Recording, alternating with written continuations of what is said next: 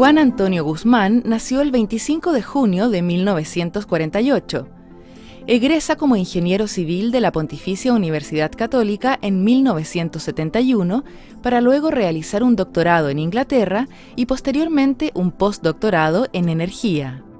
Destacado profesional, ha desarrollado actividades tanto en el área empresarial como en la educación.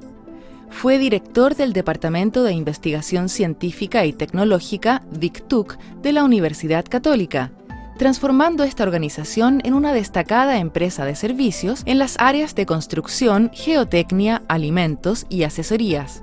En 1979 es director de docencia de la Universidad Católica de Chile, unidad responsable del quehacer académico de la universidad. Entre 1986 y 1987 es presidente del CONICYT, destacándose por dar un fuerte impulso a los fondos concursables de ciencia y tecnología y creando el primer fondo de becas para estudiantes de doctorado. Pero fue en el cargo de ministro de Educación entre 1987 y 1989 cuando pudo llevar a cabo las mayores y más profundas reformas, entre las que destacan la apertura a la educación privada y la creación de la prueba de rendimiento escolar CIMSE. En mayo de 1989 abandona el gabinete para volver a la actividad privada, asumiendo la gerencia general de Chilectra. Lideró la transformación de la compañía de una empresa local a una corporación internacional.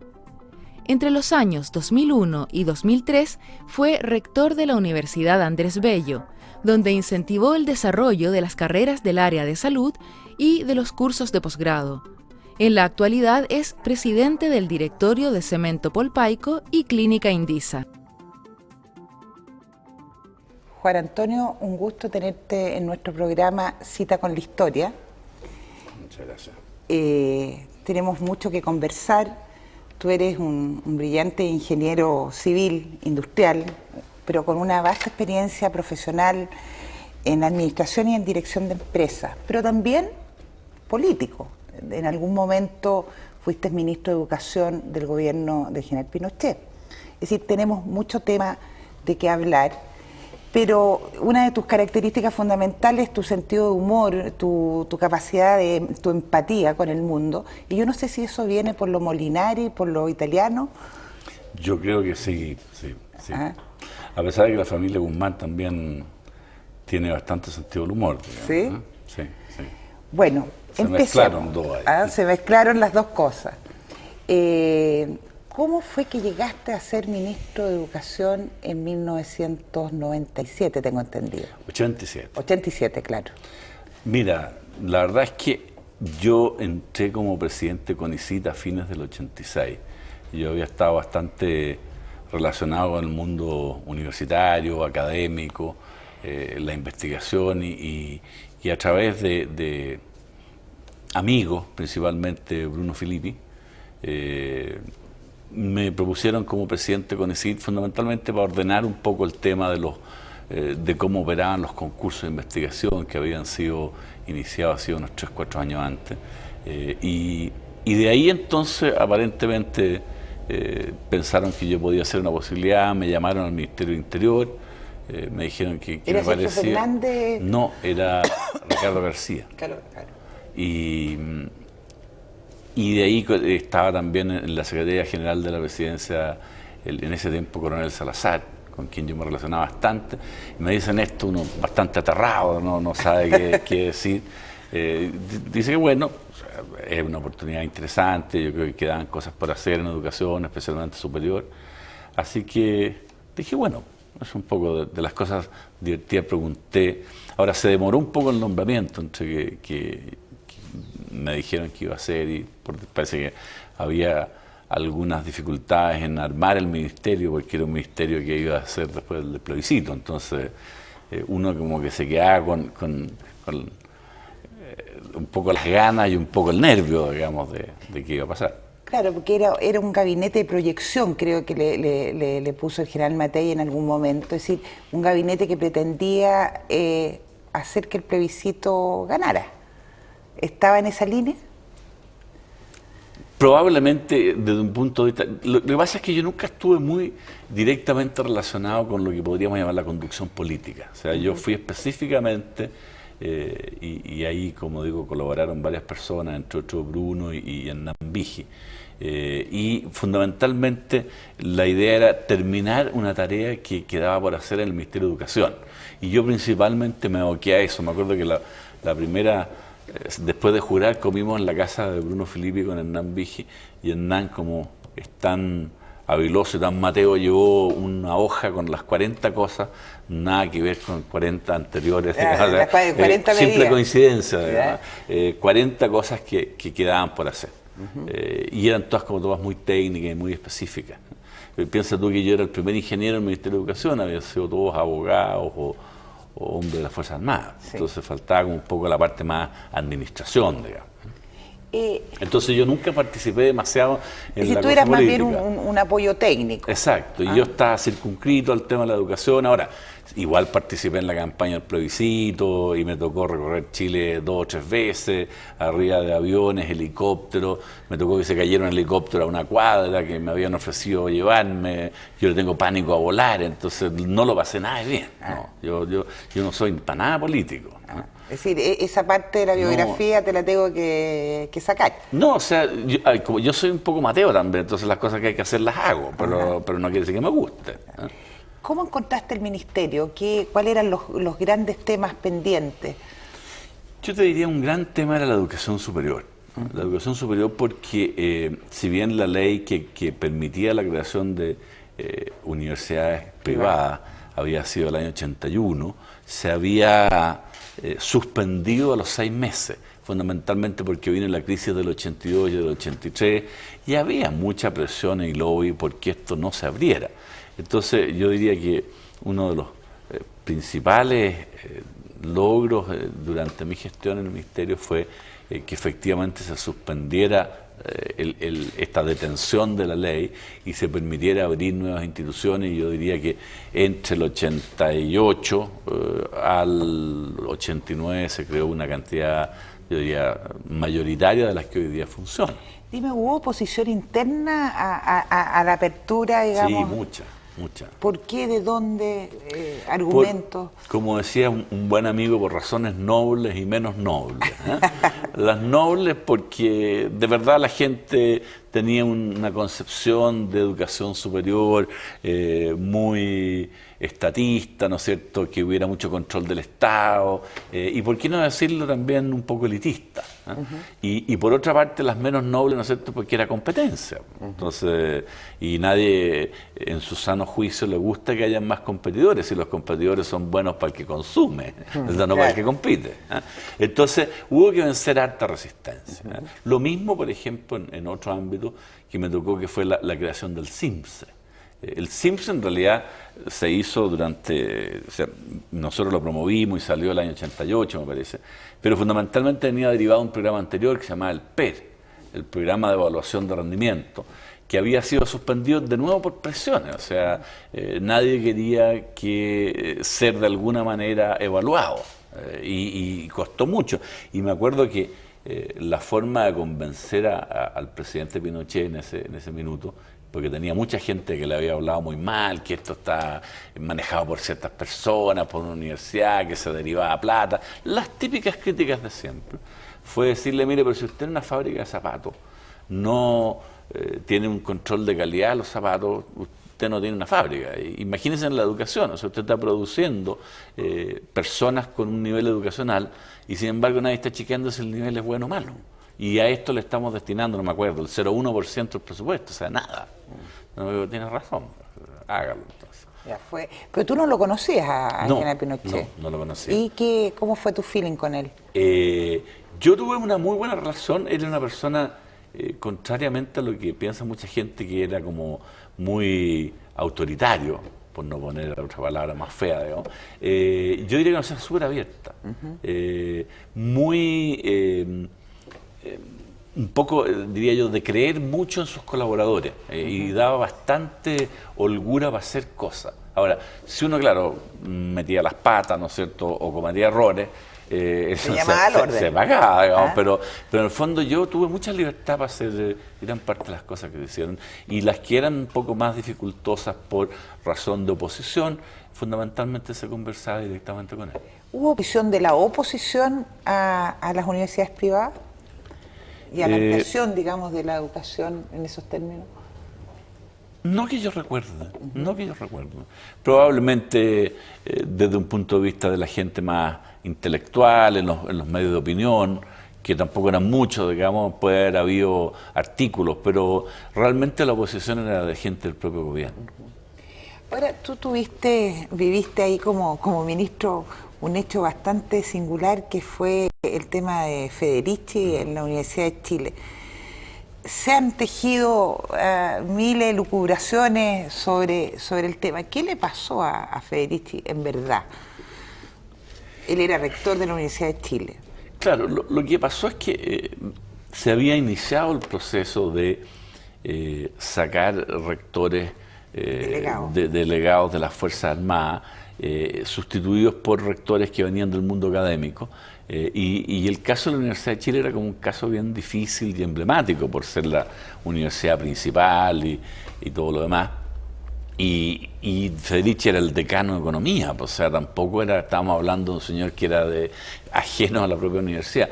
Pero generó tal reacción adversa que en definitiva, sin haber hecho él realmente, o sea, todo eran como mitos de lo que Federici iba a hacer, pero realmente Federici no pudo hacer nada, excepto, yo diría, aglutinar una gran mayoría de la universidad en una oposición muy fuerte, que en definitiva costó que él no pudo seguir adelante, y yo tuve la fortuna de poder convencer a Juan de Dios Vial-Larraín, quien yo conocía de mi relación universitaria en la Universidad Católica, de que asumiera la rectoría. Y él fue el que dijo eso. Cuando yo le ofrecí, dije, bueno, voy a aceptar por razones nobles y menos nobles. Y la entrevista con el general Pinochet fue muy simpática, porque el rector Vial no conocía al presidente Pinochet y viceversa tampoco. Entonces llegó, yo los introduje, mal que mal era un cargo de una importancia muy grande, más aún con toda la trascendencia política que tenía esta huelga que hubo en la universidad. Y Juan de Dios, me recuerdo que sacó un cheque y se lo mostró a Pinochet. Y Pinochet no sabía que le estaba mostrando. Entonces el cheque era, creo, no me acuerdo, pero puede haber sido 5.000 pesos. Entonces le dijo, presidente, este es mi sueldo en la Universidad de Chile. Este es uno de los problemas que tenemos. Y ahora yo igual hago clase, pero usted comprenderá que con esto no pago, no digamos la benzina, la micro para ir.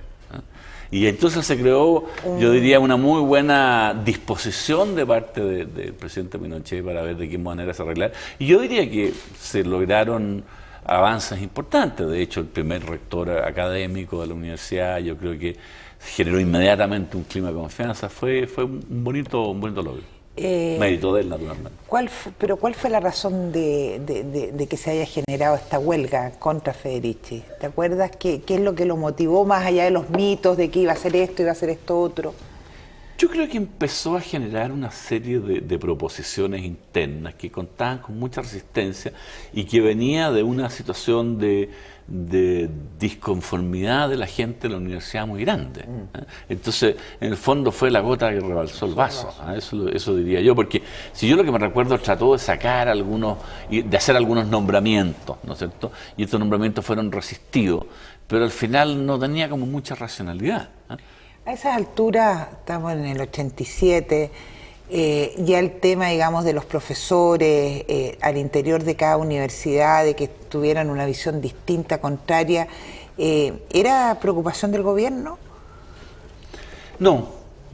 ¿Ya se había producido, digamos? Yo diría que todo este proceso que me tocó llevar a mí de poner rectores de las propias universidades del mundo académico, precisamente tenía por propósito el devolverle a las universidades su funcionamiento normal, y que yo recuerde, no era tema, no. Porque por lo más uno que ha estado vinculado al mundo universitario sabe que precisamente de la esencia de una universidad es que haya gente que disienta, discrepe y tenga posiciones distintas. Si no, no es universidad. Sí. Tú estuviste en la Católica, lo hemos hablado en ingeniería. Estuve en Ingeniería de la Católica. Y sí. ahí tu mirada del mundo desde la perspectiva política amplia se armó ahí, en la Católica de los años 60, ¿sería? Claro, como te decía yo antes, yo soy creo que de los no muy abundantes personas de derecha químicamente puro. O sea, yo estoy claramente a este lado, no, y no tengo ninguna vergüenza en decirlo, así como tampoco tengo ningún problema en decir que participé como ministro del gobierno militar y al contrario, me siento muy honrado de haberlo hecho. Yo diría que yo tuve una experiencia de este mundo universitario, plural, con capacidad de disentir, pero también tuve la otra cara del espejo, ¿no es cierto?, que era una sociedad muy violenta, en que en las propias universidades el diálogo se fue perdiendo, ¿no es cierto?, se transforma en algo bastante irracional, muy agresivo. Recordémonos de las asambleas de los comunistas en el tiempo mío, por lo menos, que se decretaban en asamblea permanente, ¿no? O sea, no paraba la asamblea, ¿no? Poco estudio. Poco estudio. No era tema de estudio, ¿no? Se estaba cambiando la estructura de la sociedad, imagínate, el estudio no era algo relevante. Yo venía de una escuela de ingeniería que era mucho más ordenada, porque en ingeniería uno no puede dedicarse a la asamblea y sacar el título. Entonces, tengo una formación en ese sentido, yo diría, bastante más estructurada. Ahora, a mí me llama la atención que en 17 años de gobierno militar, el tema educacional no haya sido, a mi juicio, prioridad uno dentro del gobierno. Hubo cosas muy importantes, transformaciones económicas. ¿Qué pasó con el tema educacional que hoy día estamos de alguna manera resintiendo? Que no sé si hubo una política de continuidad, en definitiva. Yo te diría que es como bien difícil juzgarlo uno que fue actor, digamos. Yo te diría que no hubo continuidad. Yo creo que hubo como 2 o 3 o a lo mejor más intentos de continuar en líneas que después se cambiaron. Pero yo diría que quedan algunos trazos que hasta el día de hoy permanecen y que son importantes. Primero, la municipalización, que se terminó cuando yo era ministro, y eso ordenó bastante lo que era la gestión.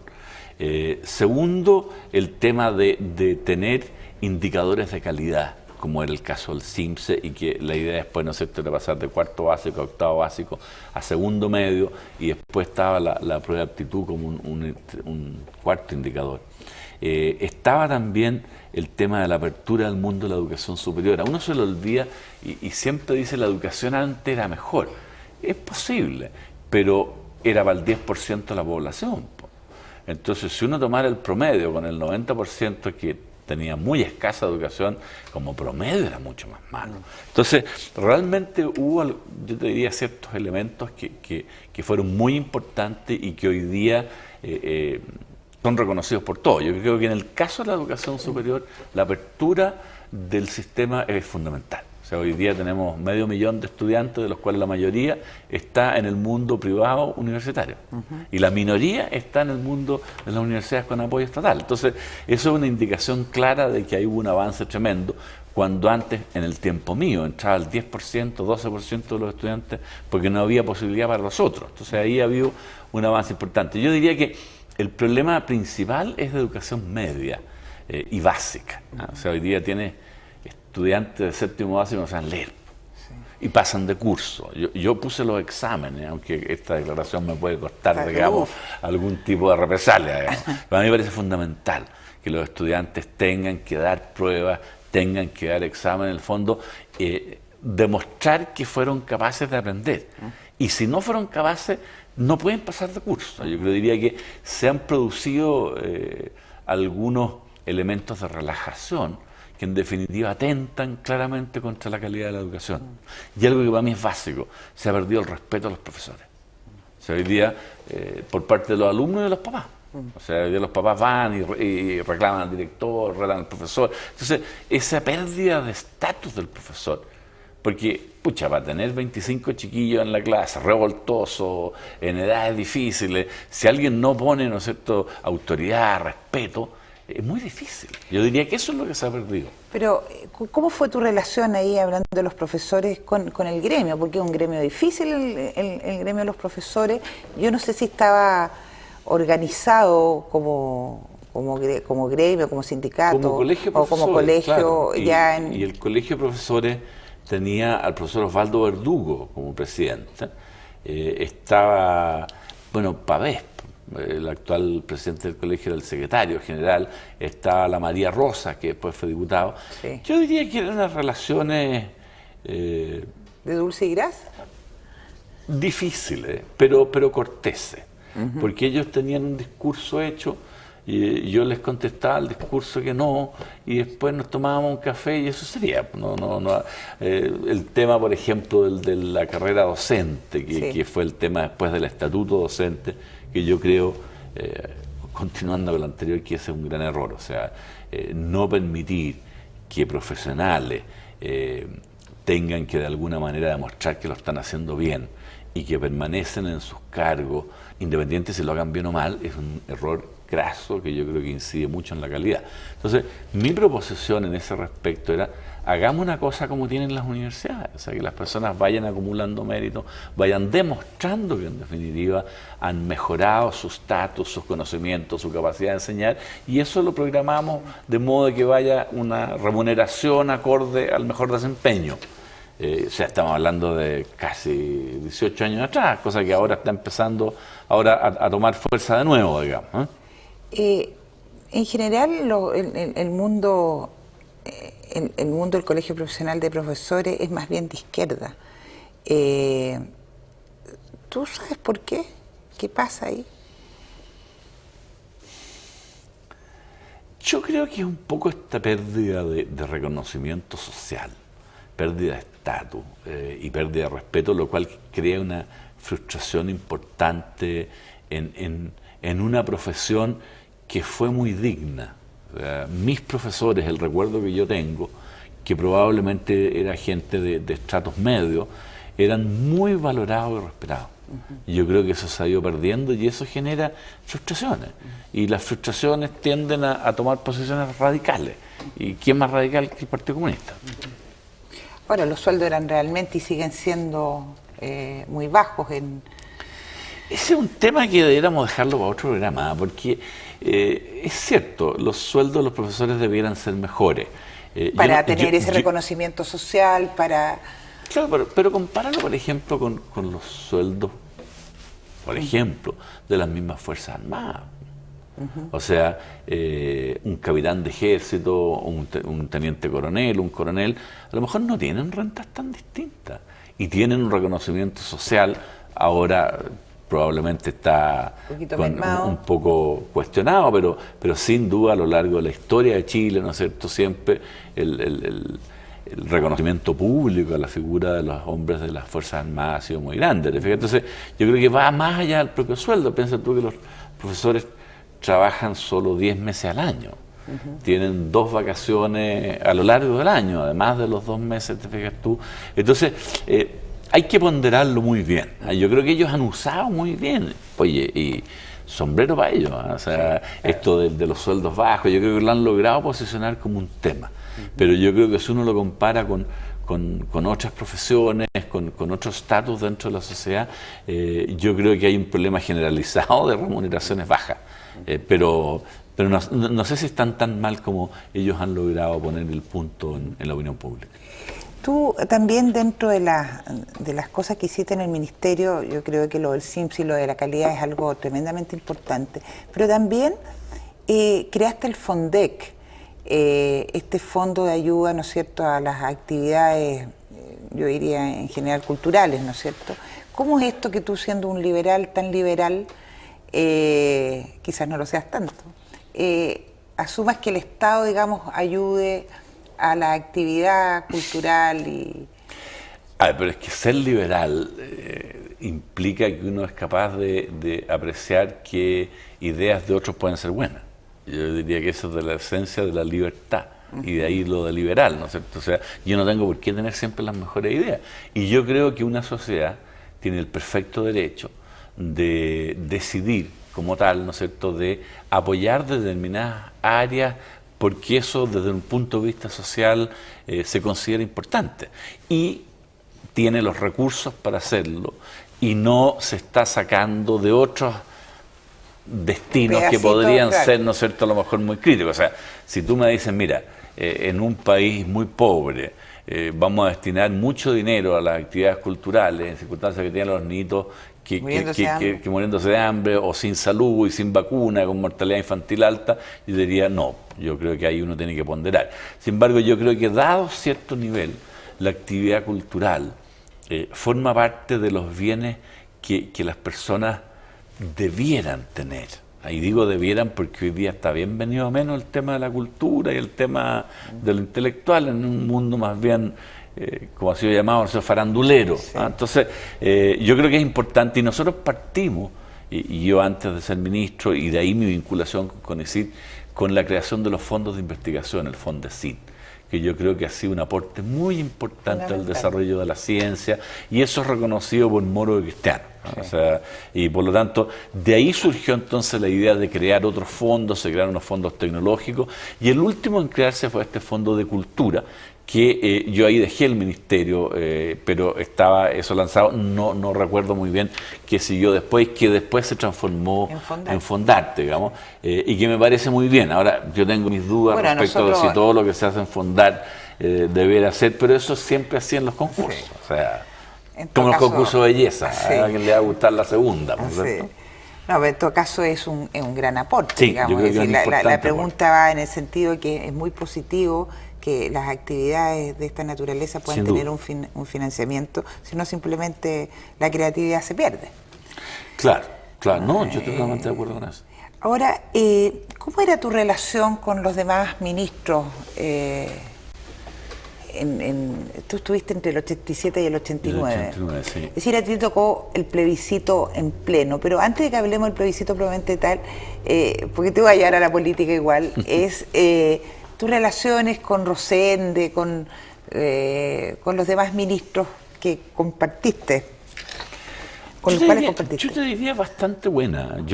Bueno, por razones que ya comenté, yo me siento muy cercano a Nambiji y mal que mal, gusto no, el ministro de Hacienda, el gerente general del país. Sí. Entonces al final no termina yendo ahí, y ahí donde está las iniciativas, ¿no? Mueren o se desarrollan. Y yo tenía muy buena relación con Hernán, tratábamos los temas muy en conjunto, como te digo. ¿Te soltaba plata para el ministerio? Dentro de lo que es razonable, sí, porque uno siempre pedía un poco más también, claro. Entonces no. Pero me recuerdo que como al año de haber ido a ver a Hernán, y lo puedo decir con bastante satisfacción, le llevé el papel que me había dado, que te comenté, las 40 medidas. 40 medidas, y le dije, bueno, están hechas. O sea, cómo seguimos para adelante, digamos. Entonces, eso, por lo tanto, te demuestra que la relación era muy fluida, muy buena. Bueno, creamos, que después se llamó la ley Valdés, ¿no es cierto?, que es la ley de las donaciones. Que yo creo que eso, si tú me preguntas a mí, fue un gran aporte que empezó a operar a fines del 88.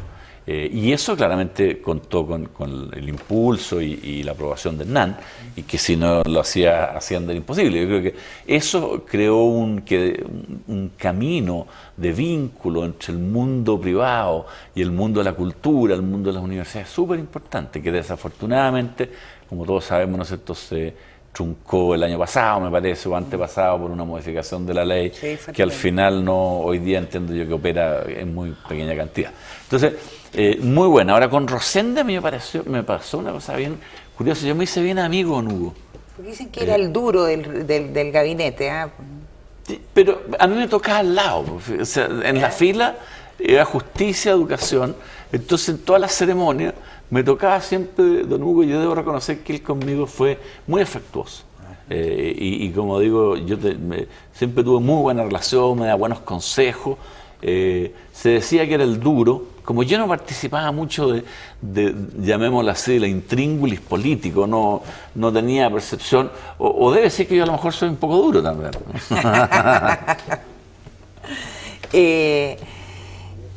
¿Tenías tu claridad que se iba a ganar el plebiscito? Yo te diría, para serte bien franco, yo tenía como un gran signo de interrogación. Porque tú tenías por una parte la versión oficial que te hablaba que estábamos ganando por 3, 4 puntos, pero tenías otra información y otros canales en los cuales te decían que estábamos perdiendo por 3, 4 puntos. Entonces era como un gran... Tan es así que como uno la mentalidad de ingeniero no la pierde. Yo me hice mi propio programita en el ministerio para poder tomar los primeros cómputos y sacar tendencia. Y yo te diría que tipo, no sé, 6, 7 de la tarde, yo por lo menos mi modelito me indicaba que se perdía. ¿Estuviste en La Moneda ese día? Estuve en La Moneda porque citaron a un consejo de gabinete a las 2 de la mañana.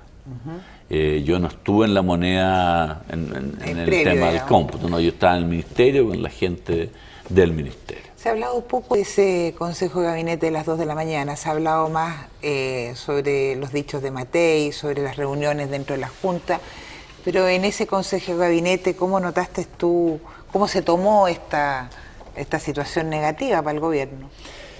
Bueno, muy mal, pues, o sea, estábamos todos muy alicaídos, muy deprimidos. Yo te diría, el presidente Pinochet está bastante afectado, pero entero.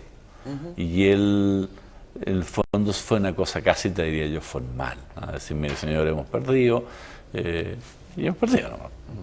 No hubo ninguna recriminación, y al final Sergio Fernández dijo, bueno, entonces la renuncia me la dejan en la bandejita aquí, digamos, porque había que reestructurar el gabinete. Pero yo diría que no fue un día amargo, además de que estaba el problema, ¿no es cierto?, de que venía para adelante, ¿no es cierto?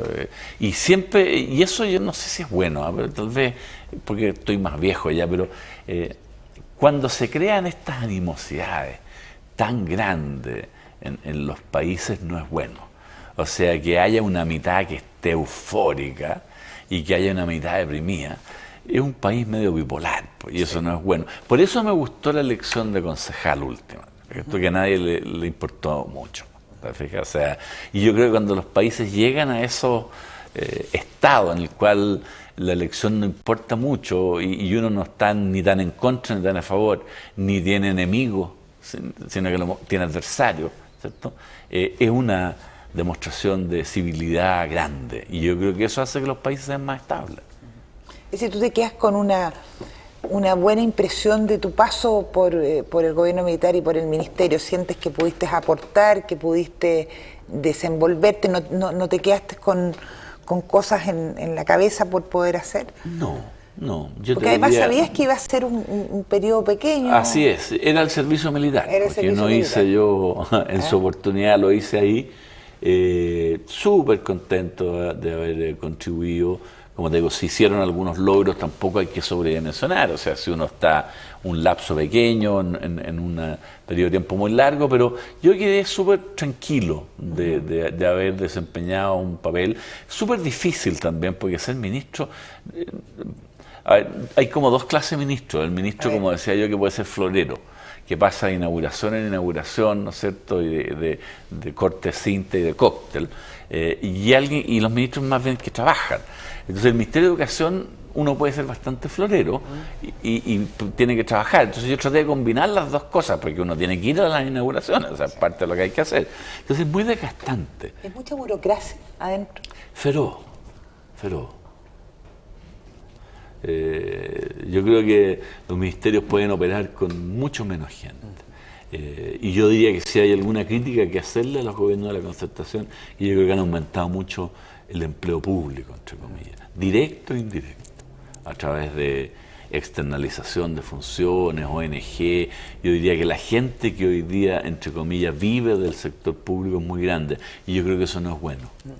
¿Tú crees que Lagos, cuando asume el Ministerio de Educación, de alguna manera rompe totalmente con lo que se había hecho antes, o hay una continuidad? Aparte de lo del estatuto. Yo diría, fíjate, que hay como una continuidad, hay un incremento presupuestario importante, que sería interesante debatir si ha tenido la eficiencia en su uso que debiera. Y si hay algo que de verdad fue distinto fue este estatuto docente. Y yo personalmente creo que no contribuyó a mejorar la educación en este país. Sí contribuyó a mejorar el estatus de los profesores en términos de ellos como funcionarios. Pero yo creo que uno debe preocuparse primero del tema de los educandos y no de los educadores, sin perjuicio de que hay que preocuparse de los educadores. Sí, claro.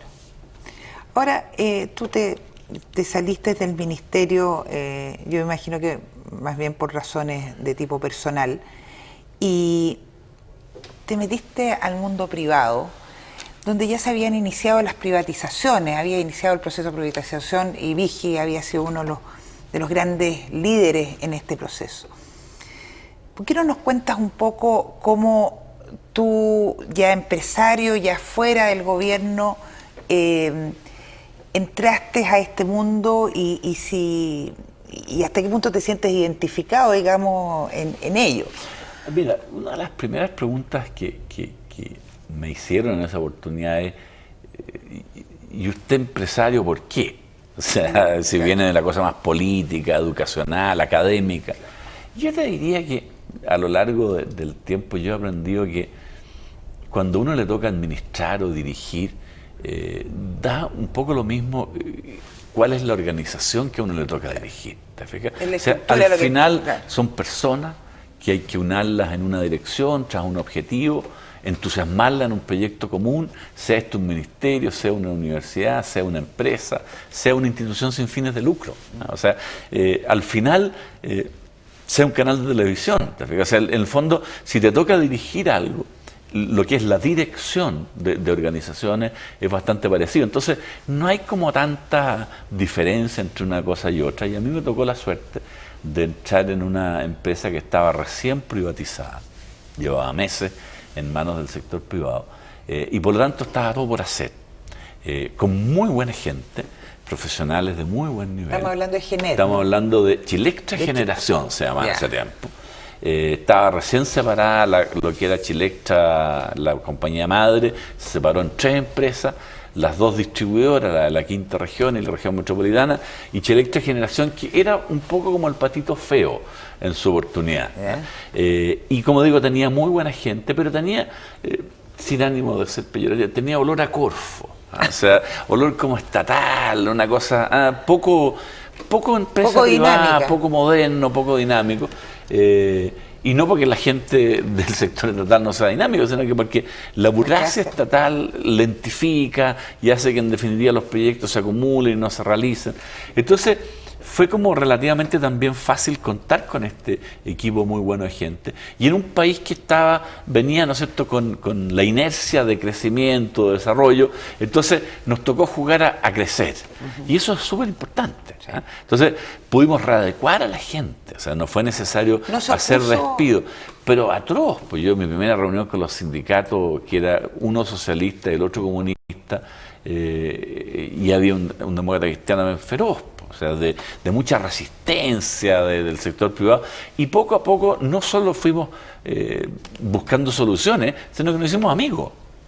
Es decir, entendieron que el proceso era mejor para ellos. Y súper transparente todo. Yo diría que la clave de una buena dirección de una empresa, de un ministerio, es que las cartas tienen que estar arriba de la mesa y abiertas.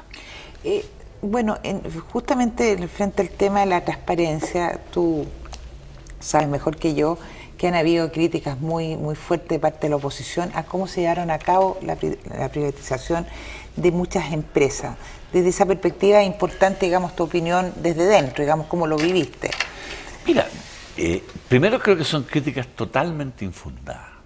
Y prueba de ello, ¿no es cierto?, es que las comisiones que se han hecho a efectos de indagar no han encontrado nada, porque de verdad fueron súper transparentes. O sea, lo que se dijo es, señores, ahí hay una empresa que tiene este valor, ¿no es cierto?, y que se ofrece en bolsa a los que mejor quieran, y hubo gente que remató eso. Entonces, entre otros los mismos empleados públicos que podían acceder a tomar parte de sus desahucios. Entonces, también se creó una gran masa de, entre comillas, capitalistas populares, ¿no es cierto?, que muchos de ellos hicieron muy buenos negocios. Entonces, las compañías, cuando se privatizaron, eran compañías muy, muy modesta. Déjame darte una idea de la que yo conozco, que es Chile Electric Generación. Era una compañía que tenía una potencia instalada de 500 megawatts. Cuando nosotros dejamos esto, porque fue comprada una compañía americana, tenía 7.500. O sea, habíamos multiplicado la compañía 15 veces. Entonces, claro, la compañía de 7.500 valía probablemente 15 veces las otras, pero había crecido, entre tanto, producto de la propia gestión de la gente que estaba en esa empresa. Entonces, hay también un cuento de decir, es que ahora que yo veo que les fue bien, claro, yo querría haber comprado, pero eso es como apostarle al caballo ganador después de que ya corrió. Entonces, en el fondo... Es decir, hubo un riesgo de todos los capitalistas que compraron las acciones. Riesgo, más que riesgo, una percepción equivocada de que el país iba en una senda de crecimiento y desarrollo. Tanto es así que gran parte de ese crecimiento, en el caso que yo conozco, ni siquiera fue en Chile, porque Chile es un país muy chico, es un mercado restringido, entonces hubo que salir al resto de Latinoamérica, incluso Centroamérica e incluso Estados Unidos. Bueno, yo creo que ese es un tema tremendamente interesante, es decir, cómo en un momento determinado, cuando se han privatizado ciertas empresas clave, Chile empieza, digamos, a expandir o a exportar al empresario, digamos, y a las ideas. Ustedes tienen una experiencia, tú tienes una experiencia fuerte en toda América Latina, pero especialmente en Argentina y con el gas, que es un tema, digamos, que ha estado en la palestra en este último tiempo. ¿Cómo fue tu negociación? Yo antes que eso, Patricia, fíjate, déjame pasar un aviso, que es que una de las, digamos, beneficios muy grandes que tuvo el haber transformado la economía de una economía estatista a una economía abierta y de haber abierto este conjunto de empresas estatales bastante anquilosadas, ¿no es cierto?, en empresas privadas, fue el que aparecieran nuevos empresarios. Y yo creo que eso le dio a este país una tremenda fuerza.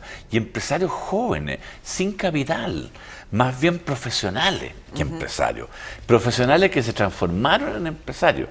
Y eso te diría yo que es muy importante. Y si tú ves la generación de los empresarios hoy día y la comparas con otros países vecinos, nosotros tenemos un muy buen nivel profesional y un muy buen nivel de empresarios jóvenes, que la gran mayoría no son los tradicionales. Si tú te vas a países claro, como Perú, Argentina, tú dices, mantienen las antiguas familias. Aquí no. Aquí no voy a dar los nombres, pero aquí se creó, ¿no es cierto?, se dio la oportunidad, mejor dicho, para que profesionales jóvenes pudieran incursionar en el mundo de la empresa. Entonces se generaron muy buenos ejecutivos. Entonces, respecto al tema de Argentina y del gas, ¿no es cierto?, es un ejemplo más de esta capacidad de empuje, ¿no es cierto?, de esta nueva clase empresarial. Es decir, hubo en un momento un cambio de mentalidad tremendamente importante. Trato, digamos, de entender lo que me estás diciendo. Es decir, un cambio de mentalidad fuerte que permite que los profesionales que generalmente habían estado en las universidades haciendo clases, bueno, tu caso. Claro, el caso mío, yo era profesor universitario, claro, tenía actividades empresariales pero muy modestas, sí, digamos, porque siempre me gustó el tema de la empresa, pero básicamente eso, ¿sí? Y que en un momento determinado tienen la oportunidad para poder armar. ¿Qué experiencia hay en el extranjero? ¿Cómo es visto el empresario chileno? Bueno, nosotros fuimos la primera empresa que se ganó la primera privatización en Argentina, el año 92, entramos al 93, tremendo. Imagínate que nosotros habíamos crecido un poco en Chile, habíamos transformado la empresa, la teníamos mucho más abierta, mucho más horizontal. Fíjate, cuando yo llegué, todos los papeles de la compañía decía, toda correspondencia debe ser dirigida a la gerencia general. Con lo cual, imagínate, pues desde la cuenta de la luz hasta al cartero, imposible. Claro. Entonces, tú tuviste que horizontalizar, es decir, bajar jerarquía. O sea, el gerente general es un trabajador igual que el resto. Yo les decía a los sindicatos en las primeras conversas, ¿saben cuál es la diferencia entre una empresa pública y una privada? Que si en la empresa privada el gerente lo hace mal, lo echan por esa ventana. A mí me echan. En la pública yo nunca he visto un gerente que lo hayan echado por no ser buen gerente, digamos, ¿verdad? Pero en el fondo, yo te diría, la experiencia fue notable, porque tuvimos que mandar para allá profesionales, técnicos, operarios, ¿no es cierto?, un poco hacerse cargo de una empresa que estaba en muy mala situación. Entonces era gente, en un país extranjero. Pero gente que nunca había salido de Chile, no había salido de su propia ciudad. Había nacido y vivido en San Bernardo, y el tipo tuvo que subirse a un avión y partir a Buenos Aires, y fue notable la experiencia. Y esa prepotencia que se hablaba del empresariado chileno allá, de estos jóvenes que se compraban todo el duty free, que llegaban allá y... Bueno, la hubo. A lo mejor la hay, yo creo que en menor medida. En el caso especial de nosotros nos preocupábamos especialmente que eso no ocurriera. O sea, lo primero que hacíamos era que la gente estudiara historia del país. O sea, nadie puede llegar a un país a opinar si no sabe cuál es la historia de lo que ha ocurrido en ese país. Entonces contratábamos profesores de historia y le hacía clase a los expatriados, digamos, a los chilenos que vivían en Buenos Aires, un poco para que entendieran por qué la avenida 9 de julio se llama 9 de julio, o sea, ¿qué es lo que es el 9 de julio? ¿Ah? Entonces, yo diría que eso y lo otro que nosotros teníamos como política era que no se transformara en gueto. Es decir, estas asociaciones de verse entre los mismos. Entonces, les pedíamos que no formaran partes de clubes, y sino que trataran de relacionarse, y eso yo creo que nos dio buenos resultados. Ahora, algo de eso hubo. ¿Ah? Ahora, uno tiene también, como país chico y más de provincia, separado por la cordillera del mar, ¿no es cierto?, el complejo del chico. O sea, uno cree que el otro lo mira más mal de lo que el otro lo mira de verdad. Yo tenía la impresión de que los argentinos, ¿no es cierto?, eran más bien mirando para abajo, ¿no es cierto? Y no, o sea, nosotros éramos los que nos sentíamos mirados desde arriba, que es distinto. ¿Ah? Yo diría la actitud, la recepción fue muy cordial, muy buena, no tuvimos nunca ni un problema. ¿Cuál fue la actitud del gobierno chileno y argentino en una situación, para un negocio de esta envergadura, que en definitiva implica que nosotros tengamos luz y que tengamos energía? Claro, y ahora con algunos signos de interrogación y cuestionamiento. Mira, yo te diría, la idea de que si tú tienes un país que tiene una gran cantidad de gas, ¿no es cierto?, que el gas no tiene uso alternativo, o el uso alternativo, y estamos hablando de 15 años atrás, era muy difícil. O sea, ni siquiera existían estos proyectos de licuefacción de gas para transportarlo. Algo había, pero en Japón, y pagando precios muy altos. Entonces, lo lógico es que tú busques una salida de exportación. Entonces la pregunta es al revés: ¿por qué no se había hecho antes la interconexión con gas? Y la respuesta es porque las condiciones sociopolíticas, geopolíticas, no sé cuáles te fijas tú, lo impedían. Entonces, una de las tareas que nos tocó a nosotros fue precisamente empujar para que se pudieran dar estas condiciones. Es decir, que los gobiernos estuvieran abiertos a una relación económica. Que los gobiernos accedieran a que esta relación económica entre empresas privadas, que tenía toda la justificación y factibilidad técnica y económica del mundo, te fijas tú, se pudiera hacer. O sea, que nos sacaran las cortapisas, dificultades y reglamentaciones que impedían algo que económicamente era muy bueno para los dos. ¿Te fijas? Ahora, eso no fue fácil, más aún que en esa oportunidad habían dos proyectos en competencia. Uno que era el gasoducto transandino, que venía del sur hacia Santiago, y otra que era el nuestro, que aprovechaba lo que ya estaba construido y construía solo una parte menor y cruzaba la cordillera de los Andes frente a Santiago. Y ese es el gasoducto Gasande, el que hoy día trae el gas a la ciudad de Santiago y a las principales plantas termoeléctricas. Después se construyeron en el norte, en el sur y en Magallanes había otro. Pero el gobierno Frey, fue esto bajo Frey, tiene que haber estado muy contento, digamos, que se gestaran. Pero el gobierno de Frey, para ser franco, Patricia, tenía su corazoncito puesto en el otro proyecto.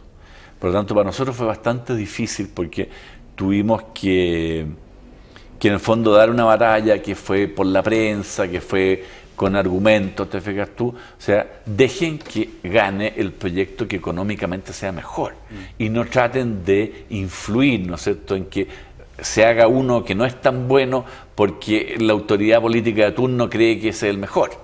Yo diría que ese es como el gran logro del gasoducto Gasande, y poder ir hacia un protocolo que en ese sentido los argentinos, el gobierno de Menem, debemos reconocer, ¿no es cierto?, fue muy ayudador en el sentido de decir que sea el mercado el que decida. Claro. No pongamos nosotros las reglas. O sea, porque esa postura de reglas es muy cara. O sea, a la larga, ¿no es cierto? Cuando los gobiernos dicen, mire, yo voy a ayudar a este para que resulte, son subsidios, son rebajas arancelarias, son un montón de cosas que a la larga inciden en toda la economía. Y lo otro que fue también, diría yo, importante fue la batalla con el mundo de los ecologistas duros. O sea, aquí, ¿no es cierto?, hubo, si te recuerdas tú, una oposición, pero muy dura a la pasada, al gasoducto. Se pronosticaban grandes desastres, muertes de miles de personas por estallido, cosa que nosotros sabíamos que técnicamente no era posible. ¿Te fijas? Entonces, y al final, yo debo decirlo con algún grado de... un dejo, te diría yo, de amargura, gran parte de estos problemas ecologistas se resolvieron con plata. O sea, entonces era... Sí, entonces el principio no era tan sólido. No, te fijas, entonces, y al final, el resultado, desde un punto de vista de medio ambiente, ¿no es cierto? El proyecto de traer gas a la ciudad de Santiago ha sido de verdad el único que ha permitido bajar los índices de contaminación de esta ciudad. O sea, si hoy día no estamos ahogados, es porque tenemos el gas. Ahora, la gran pregunta para adelante, ¿no es cierto?, es, va a volver a pasarnos lo que nos pasó este año respecto al racionamiento. ¿Qué pasa si nos cortan el gas? Yo me acuerdo de haber ido a montones de reuniones con ex almirantes y ex generales que decían, pero mire, por razones geopolíticas, no estratégicas, no se puede hacer el gas. Entonces nosotros le decíamos, bueno, pues entonces usted también tiene que tener neumáticos producidos en el propio país, porque si no puede importar neumáticos, no puede hacer andar los camiones con los soldados. Ahora, han vuelto esas voces a aparecer este año, ¿no es cierto? Así, ¿no es? Les dijimos que con los argentinos se iba a producir el problema.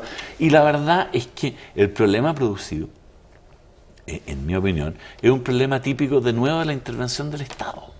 Si es el propio Estado argentino el que impuso reglas, que distorsionó el mercado, que en definitiva hizo que los productores no produjeran más. Si a cualquier productor de cualquier cosa, ¿no? El gobierno de cualquier país le dice, mire, usted vendía sus zapatos a 10.000 pesos, ahora los va a vender a 3.000 pesos.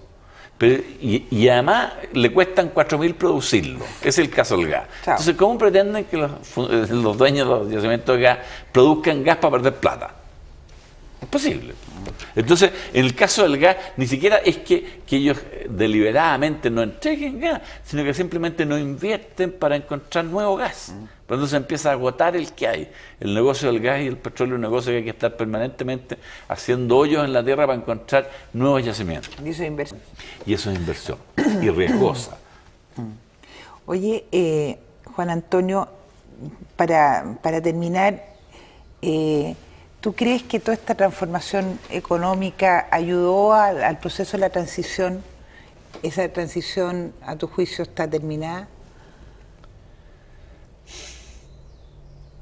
A ver, yo hablaría de dos y a lo mejor tres, porque me pillas un poco frío para la respuesta, pero yo te diría que hay una transición que yo llamo de la sociedad.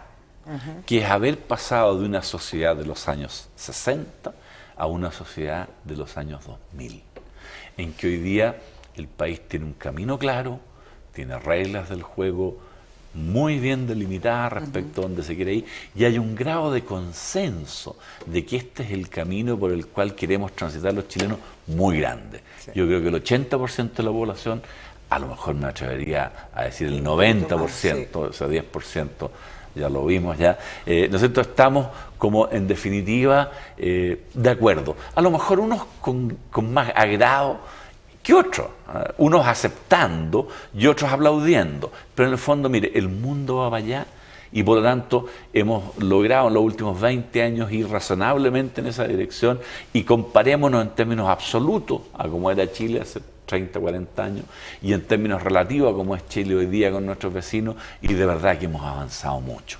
Esa transición yo creo que está hecha y está bien lograda y tiene este enorme apoyo ciudadano de consenso. Y eso es lo que le da estabilidad al país. Ahora, hay otra transición, que es la transición política, que tiene que ver con todo lo que estamos viviendo.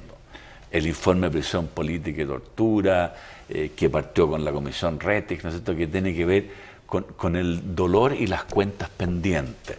Yo creo que eso está todavía en proceso. ¿Por cuánto tiempo? No sé, probablemente sea muy largo.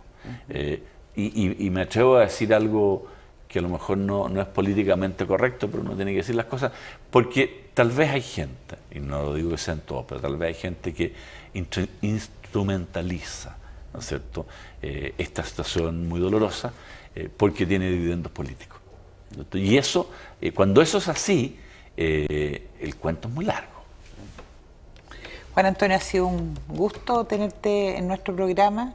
Espero que sigas con todos tus trabajos y aportando al país. Muchas gracias. Gracias. Muchas